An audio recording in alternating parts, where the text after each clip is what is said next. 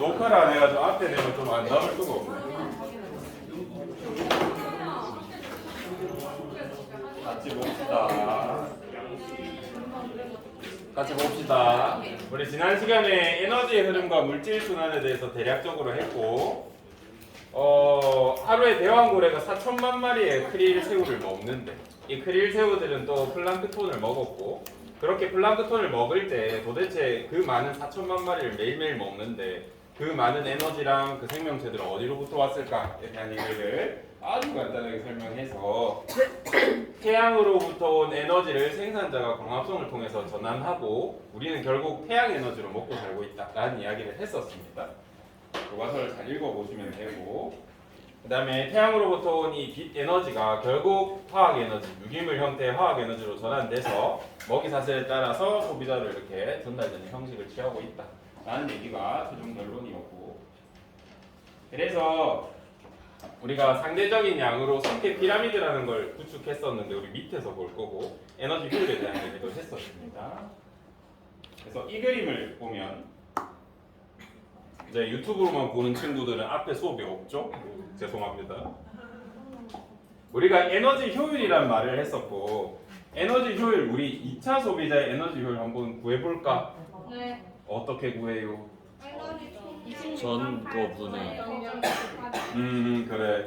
뭐라고 한진 모르겠으나 에너지 피라미드가 있을 때 2차 소비자의 에너지 효율은 1차 소비자로부터 얼마나 많은 에너지를 가져왔느냐였기 때문에 자기가 2차 소비자의 에너지 효율을 알고 싶다라고 하면 그 이전 단계인 1차 소비자의 에너지 총량 26.8 분의 1.2 곱하기 100 해주면 퍼센트로 나올 것이다 라고 우리가 에너지 효율에 대해서 네. 공부를 했습니다. 요거랑 더불어서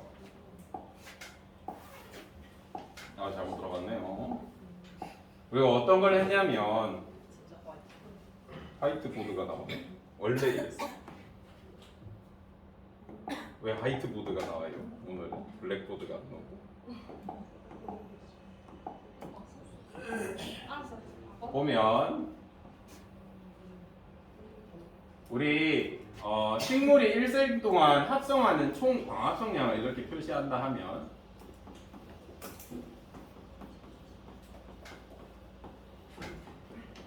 이 총 광합성 양은 대부분 어디다 쓴다고 얘기했었냐면 호흡에 사용해. 호흡에다가 씁니다. 그래서 자기 몸을 유지하는데 요만큼 쓰기 때문에 굳이 따지면 사람으로 치면 이 호흡량이라고 표시하는 이 부분이 기초 대사량이랑 비슷해. 여기에는 생명을 유지하는 데 쓰고 이제 여기서 요만큼 정도 에너지를 순수하게 자기를 위해서 쓴다라고 해서 순 광합성량으로 표현할 수 있습니다. 표현할 수 있고, 이 광합성은 결국 생산량이라고 표현할 수 있기 때문에 얘가 이만큼 에너지를 생산한 거기 때문에 생산량으로 바꿔 쓰셔도 돼요.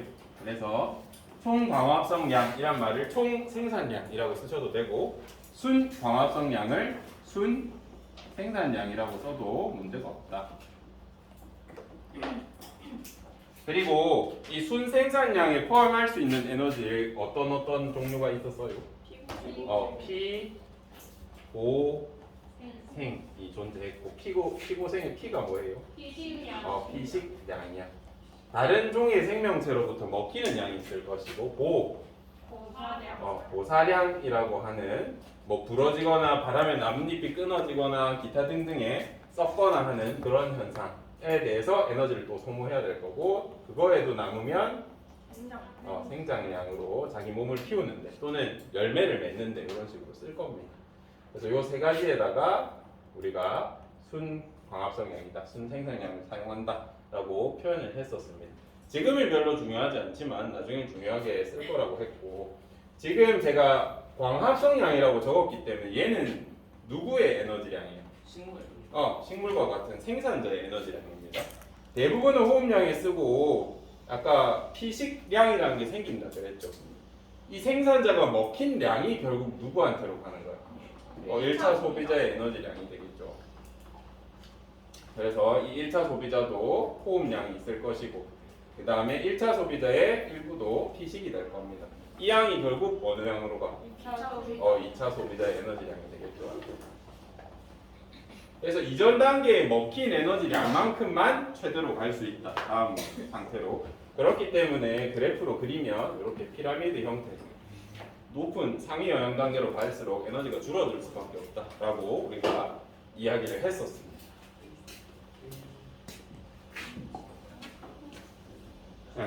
그게 이 그래프의 결론이었다.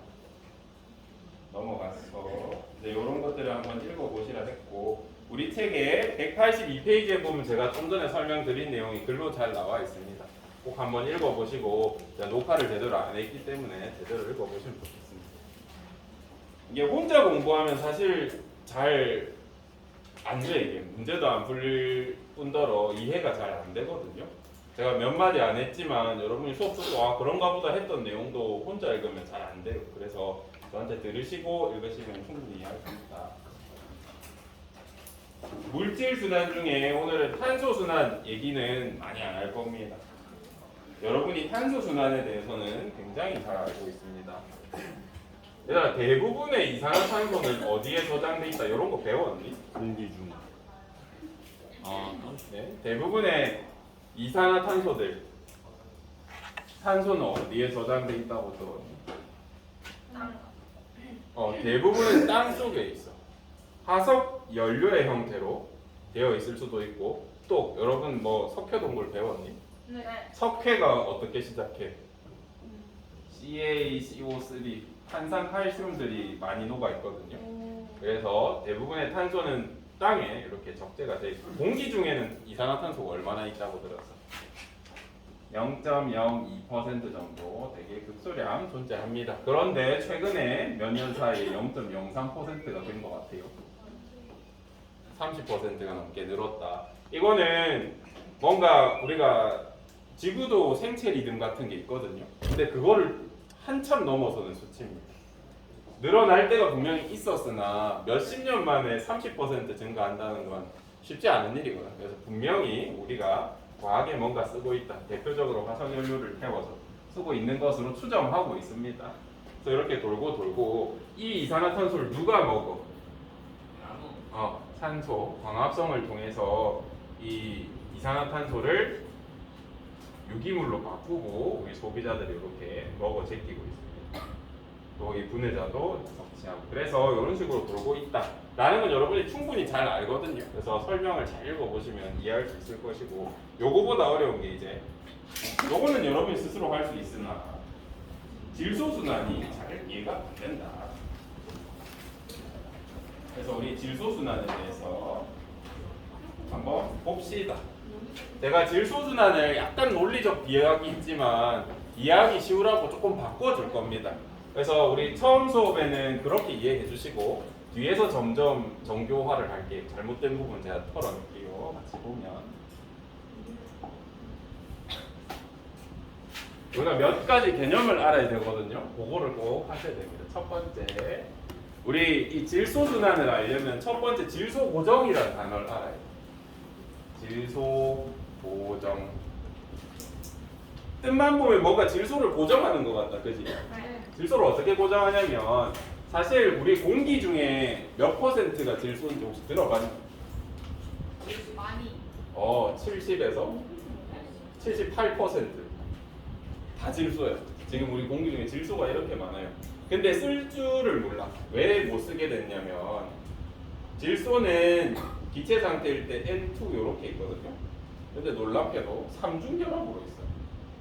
공유결합의 삼중결합 중에 그렇게 센 편도 아닌데 이 질소의 삼중결합은 어느 정도의 에너지가 필요하냐면 우리 수소 단일결합으로 이렇게 H2로 공기 중에 존재하거든요. 요거 끊는데 에너지 어느 정도 들까? 60. 120 정도 들어. 단위는 내가 얘기 안 할게. 얘는 어느 정도 들 것 같아? 900. 1200. 일단 세 줄이니까 360은 넘는다, 그지? 네. 근데 우리 삼중결합은 줄이 예를 들어서 단일결합에서 이중결합이 될 때는 2배가 되는 게 아니라 훨씬 세죠. 얘는 한 970 정도 돼요.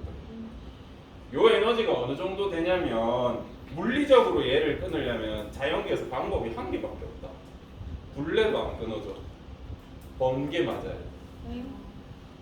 우리 자연계에서 번개가 왜 필요해요 하면 질소 끊는데 쓰일 수 있어. 그 정도 에너지가 돼야 끊어도 잘 안 끊어지겠죠. 그래서 얘를 끊을 수 있는 생물은 굉장히 드물어요. 굉장히 드뭅니다. 생물이 얘를 끊어서 쓰려고 하면 일평생을 바쳐야 돼. 모든 대사를 여기다가 때려 박아야 돼. 그래야 할 수 있어. 사람은 되게 안 되게. 아, 우리는 안 돼. 우리는 다른 대사를 많이 하죠. 우리 모든 대사를 계속 끊는데 때려 박으면 잘하면 끊을 수도 있긴 한데 우리는 그런 대사를 가지고 있잖아. 어쨌든 그 정도로 힘들어. 그래서 기체 상태의 질소를 비기체로 만드는 건 굉장히 힘들어. 우리 기체 상태를 비기체로 만들어야 땅에 녹아서 쓸 수 있거든요. 그래서 우리 AN2라고 하는 이런 기체 상태의 질소를 뭐 암모니아가 녹은 암모니움의 형태 또는 질산의 형태, 아질산이라든지 질산이라든지 요거 읽을 줄 알아요? 질산이라고 부르는데 질산 이렇게 생기면 질산이다 생각해 주세요. 무슨 아질산, 뭐 본질산 이렇게 하는데 모르셔도 되고 요거는 암모니아, 요거는 녹았을 때 암모니움이라고 합니다. 어쨌든 요런 거는 플러스 마이너스니까 뭔가 물에 녹아 있는 거다, 그죠? 이온화된 상태죠. 이런 기체를 이런 식으로 바꿀 수 있다라고 하면 우리가 질소가 고정되었다. 두 번째 개념. 뭐 이런 것도 좋아. 이런 것도 좋아. 어쨌든 우리가 비기체로 또는 기체로 바꾼 얘는 질소 고정이니까 제끼고 요런 비기체 상태의 어떤 질소를 요런 형태 또는 요런 형태 질산으로 바꾸는 작업이 필요해요. 요걸 뭐라고 하냐면 질산화라고 해요. 어렵지 않죠? 뭔가 질소 같은 질소 어떤 화합물을 질산으로 바꾸는 거를 질산화라고 해요. 질산이 되잖아. 그죠? 요 개념 알고 계셔야 하고 세 번째 우리 기체 상태의 질소를 비기체로 바꾸는 거 질소 고정이라고 그랬잖아. 반대작용도 있겠죠. 비기체 질소를 기체 상태로 다시 돌리는 거. 요거는 우리가 뭐라고 하냐면 탈질화 또는 탈질산화라는 표현을 써요. 뭔지 모르겠지만 요 개념들을 꼭 기억해 주셔야 합니다. 요 가지고 분석할 거예요. 비기체 상태의 질소를 기체로 바꾸면 우리가 탈질산화라는 네 번째 마지막 관련된 개념 질소 동화라는 개념이 있어요. 동화가 뭐예요? 합친. 물질 대사 중에 합성하고 합치고 이런 거였죠. 그래서 우리가 어떤 질소 산화물 같은 거, 뭐 질소 산화물을 모르죠. 뭔가 질소를 이용해서 이런 거 있잖아. 우리 조금 이따가 볼 이런 거라든지 얘들을 이용해서 결국 생물이 하고 싶은 게 뭐냐면 단백질 만들고 싶은 거예요. 질소 먹어가지고 아미노산 만들고 싶은 거거든요. 네. 단백질 만들고 싶은 거거든요. 그러면 이런 질소 물질 가지고 단백질을 만들려면 무슨 과정이 필요해요? 물질 대사 중 동화가 필요하잖아. 그래서 이런 물질로 아미노산이나 단백질 만드는 걸 우리가 질소 동화라고 해요. 우리 지금 네 가지 개념 배웠습니다. 어려워도 요거는 극복을 하셔야 돼요. 요게 기본이에요.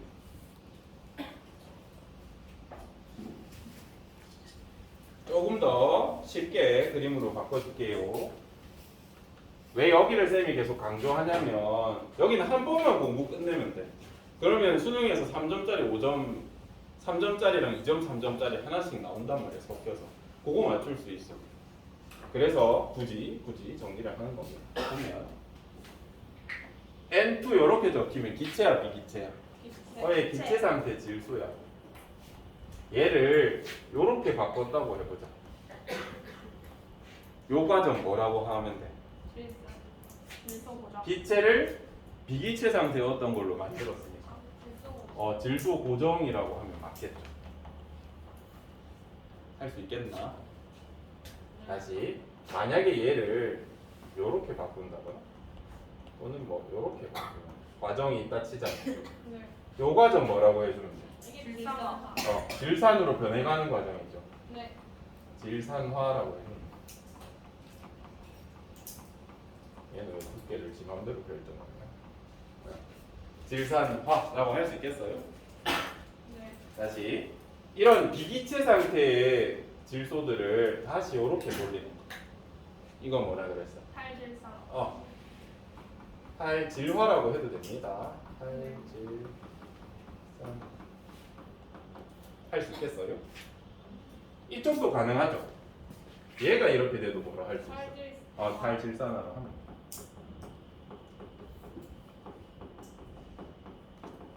어려워? 할만하죠? 이제 이런 물질들은 지금 물에 녹아 있는 상태란 말입니다. 이런 걸 동물도 좋고 식물도 좋고 결국 흡수해서 뭐 한다고요? 암모니아. 암모니아. 아미노산, 단백질 같은 거 있죠. 이런 걸로 결국 써먹으려고 하는 거야. 생물이 이런 비기체 질소를 흡수해가지고 이렇게 만드는 거. 요 과정 뭐라 그랬어? 질소를 내 몸에 동화시킨다. 질소 동화라고 그랬죠. 좀 전에 선생님이 조금 어렵게 설명했지만 그 과정들을 한 판에 그리면 그냥 이게 다예요.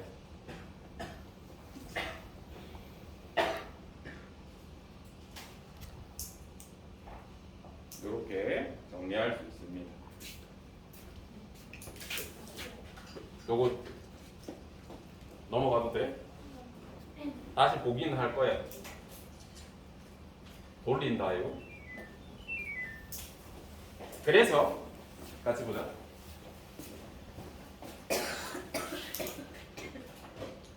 여기에 과정을 우리가 한번 분석을 해보자.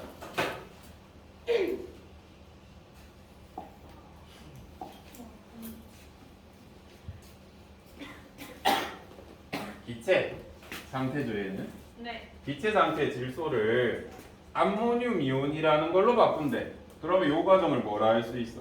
질소 고정. 질소 고정 작용 반응 뭐 이렇게 할 수 있어. 이거 누가 할 수 있냐라고 막 혹시 누가 물어보면 질소 고정 세균이라고 하는 모든 몸의 에너지를 질소 고정하는 데 올인한 친구가 있어. 그 친구만 할 수 있어. 만약에 이 세균이 없어진다. 그러면 아무도 밥 먹고 못 사. 단백질 합성 못 합니다. 모든 세균. 엄청 중요하다. 마찬가지로 암모늄 이온을 뭔가 질산이라는 걸로 바꾼대. 요거 뭐라 그랬어요? 질산화. 질산화 반응, 질산화 작용이라 하면 되고 이것도 모든 대사를 질산화에 올인하는 세균이 있습니다. 그래서 질산화 세균이 해준다.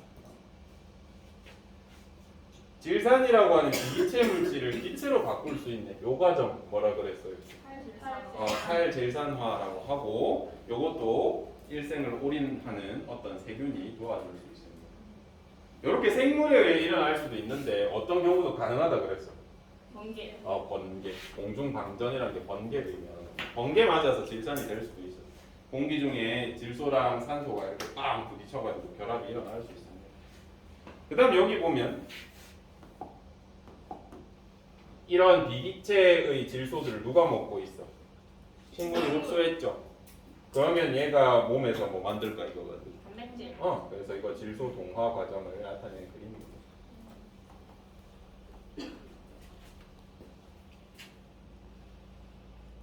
어렵니? 개념이 처음에 낯설어서 어렵지만 조금 이따 수능 문제 볼 건데 바로 수능 문제 풀 수 있을 정도만.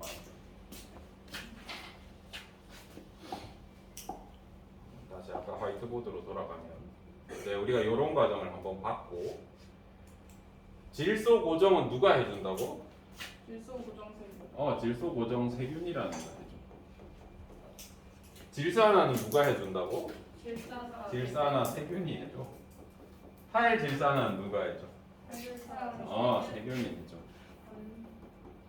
만약에 선생님 대신해서 탈질화 누가 해줍니까? 이렇게 물었을 때 모르겠으면 탈질산화 세균이라고만 답해도 절대 안 틀린다. 질소 동화는 누가 해줘? 식물. 미생물도 가능하지만 식물, 동물 이 비기체 질소를 이용할 수 있는 모든 생물은 가능하다라고 생각해주면 되고 여기서 이제 조금 보셔야 될 게 이제 얘는 조금 신경을 써주셔야 됩니다. 이 친구. 친구. 질소 고정 세균에 대해서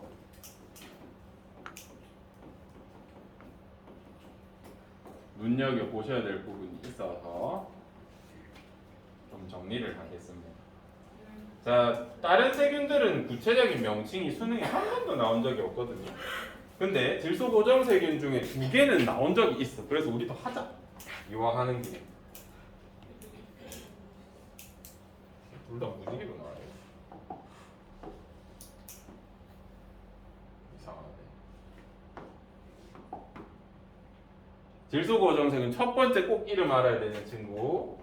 이거 이렇게 나와. 뿌리혹 박테리아라는 애가 있어.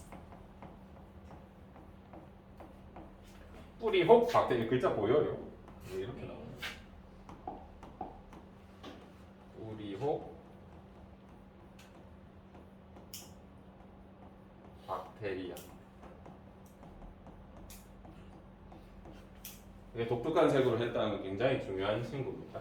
그 다음에 얘는 진짜 무조건 알아야 되고 뿌리혹 박테리아. 하나는 기억만 해놓자. 한 번쯤 볼 수도 있으면 아조토박터라는 게 있어. 얘는 별로 안 중요하지만 얘를 보면 아 질소 고정 세균의 이름이구나 정도는 아셨으면 좋겠습니다. 뿌리혹 박테리아가 왜 중요한지 이제 설명을 해줄게. 얘는 여기서만 나오는 게 아니라서 그렇습니다. 뿌리혹 박테리아가 어떤 애냐면 이렇게 식물이 이렇게 있다 치자. 조금 이따 우리 교과서에도 그림이 있습니다. 우리 식물 중에 단백질이 진짜 많이 필요한 애들이 있어. 콩과 식물들 있잖아. 콩식물들. 콩에 뭐 많다고 들어봤니? 콩에 단백질 많다는 거 들어봤어요? 네. 콩에 질소가 진짜 많이 필요해. 단백질을 만들어야 되기 때문에. 그래서 이 콩식물들은 어떻게 하냐면 질소 고정 세균을 몸에 키워 그냥. 키우면 어떤 장점이 있을까? 나 질소 많이 필요하니까 필요할 때마다 달라 할 수 있잖아. 그지? 그래서 뿌리에다가 이만한 혹처럼 방을 하나 만들어서 얘한테 받쳐. 뿌리혹 박테리아한테 줘. 이름이 왜 뿌리혹 박테리아게요? 뿌리혹에 살아. 이 공식물이 뿌리에다 방을 만들어서 얘한테 줘요. 살라고. 그럼 뿌리혹 박테리아 여기 들어가서 살거든요. 살면서 얘는 뭘 제공하겠어? 질소. 이기체 질소를 제공하겠죠. 또는 뭐 질소 고정하겠죠. 그래서 얘는 콩과식물이 이득을 얻어. 그럼 콩식물은 뭐 해줄까? 밥 줘요. 네, 밥도. 광합성에서 뭐 주면 돼? 포도당, 녹말 이런 거 주면 되겠죠. 그래서 얘도 이득, 얘도 이득이야. 이런 건데 뭐라 그래? 상위공생. 얘네 상리공생의 대표적인 예시야. 그래서 너무 중요해.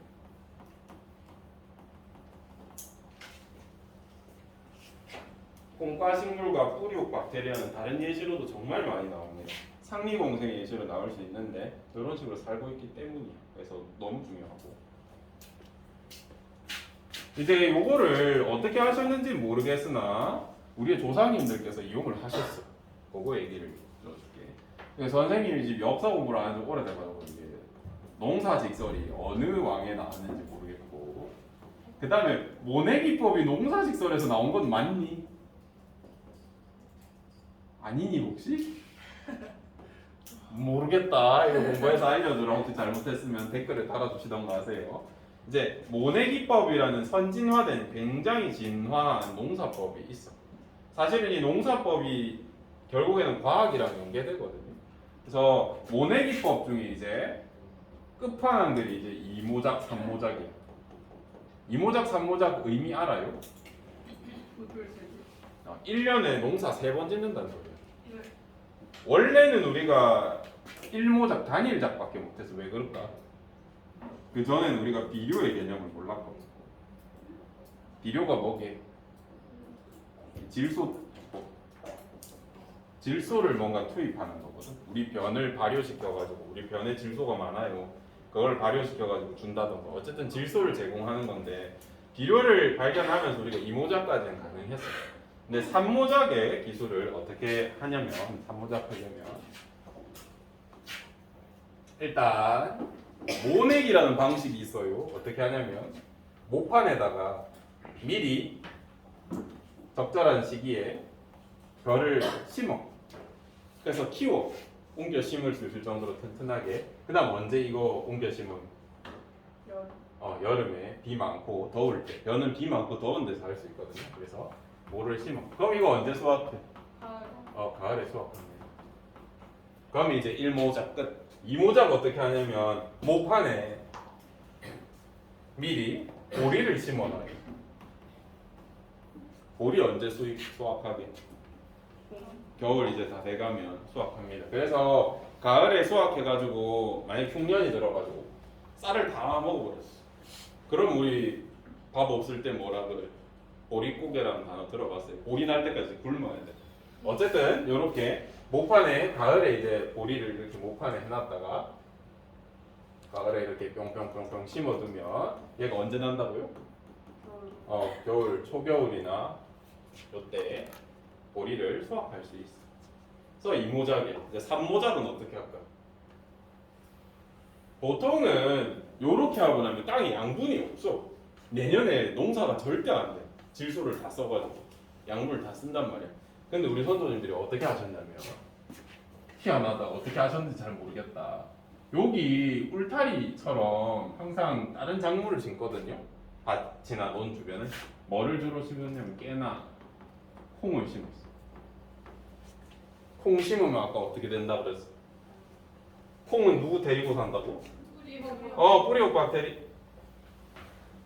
뿌리옥 박테리아를 데리고 사니까 여기에 콩을 쫙 심으면 무슨 일이 생겨? 뿌리옥 박테리아들이 땅에다가 질소를 천연 비료 마냥 마구마구 때려 박아준다고요. 그래서 벼 쌀었고 보리였고 세 번째로 콩을 이용해서 콩까지로 이렇게 세 개의 작물을 동시에 얻어낼 수 있는 이런 게 가능해진다. 어떻게 하셨는지 모르겠으나 요즘에도 우리가 얘를 이용해서 천연 비료를 하고 있다.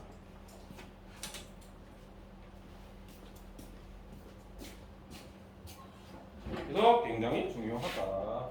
여기 질소 고정 세균의 뿌리옥 박테리아는 꼭 기억을 해주셔야 됩니다. 다 했어.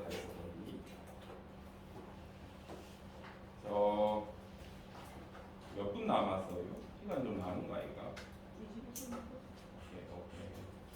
그럼 바로 수능 문제를 풀어봅시다. 이거 어느 정도 난이도로 나오는지 보여줄게요. 여기 다양성이 2번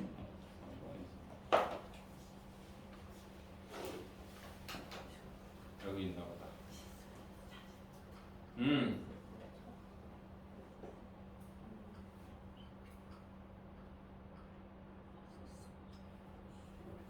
요 문제 같이 보자. 공부했다 치고 보자.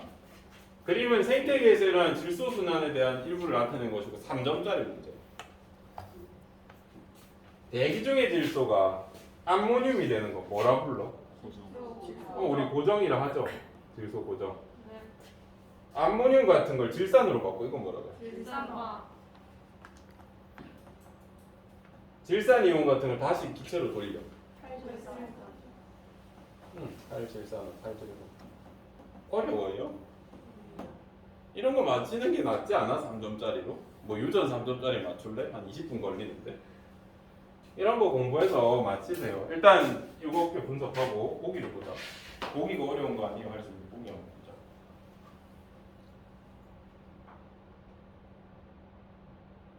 보자. 가는 식물이 대기 중의 질소를 흡수해서 직접 이용하는 과정이다. 요거는 뭐 의미하는 것 같아?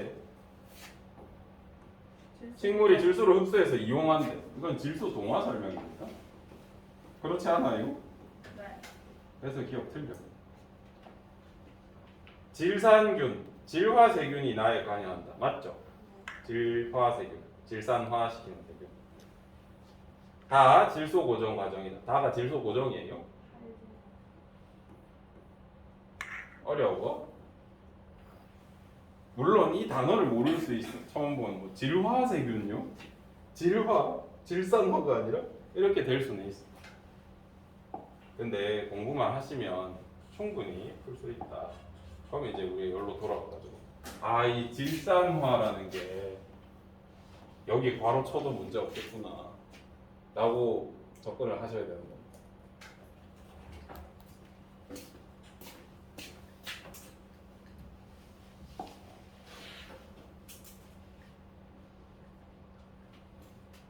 그 다음 요 그림도 보자. 요건 조금 어려운 거 같아.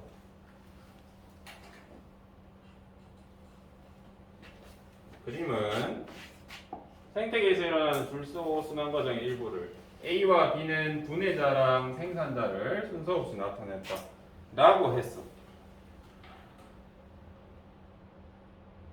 얘들아, 우리 암모늄이온, 질산이온 만든 애들이 누구였어요? 세균이었잖아. 그지? 걔네 생산자, 분해자 중에 어디 들어갈 것 같아? 걔는 분해자야.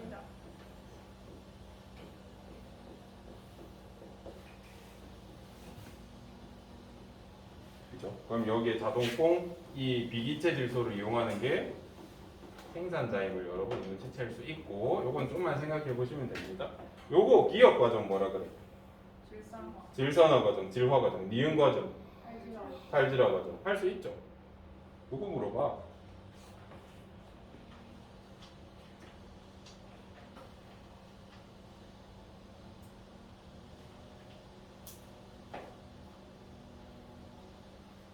좀만 참아라. 거의 지금 동태 상태인데 눈이. 좀만 참아라. 이거 맞을게. A 분해자였고, 그죠?